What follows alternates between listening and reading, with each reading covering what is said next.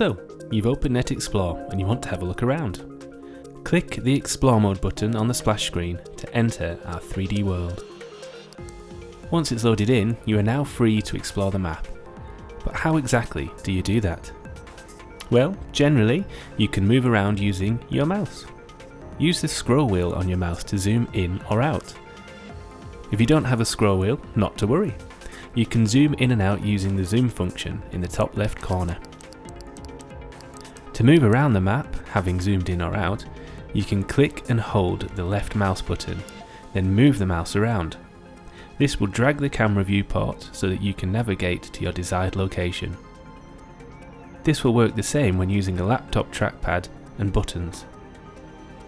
Okay, all good so far, but what if you want to rotate? Well, click and hold the right mouse button, then drag. This will make the camera rotate in 3D space.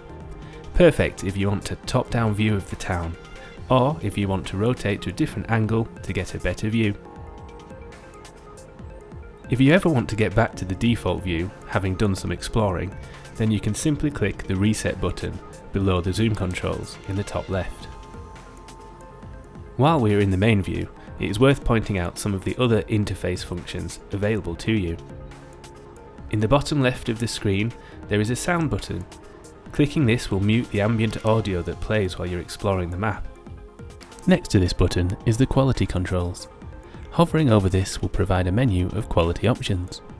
You can either set the map to HD, high definition, SD, standard definition, or LD, low definition. It is worth changing the quality if you're having any issues viewing the map scene and its animations. Jumping over to the bottom right, you'll find our hotspot viewer. This shows the number of hotspots available in your current layer and allows you to turn off any of the hotspot types. On this initial layer, there are 3 types of hotspot: concepts, use cases, and videos. If you would like to turn one of the hotspots on or off, you can simply click the icon to do so. You can also toggle all, which will either show or hide all the hotspots. Another button in the bottom right is the Help button.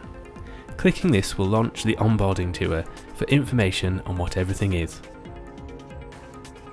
Lastly, in the top right, we have the Study Mode button, which we will discuss further in a later video. But first, let's have a look at those hotspot types.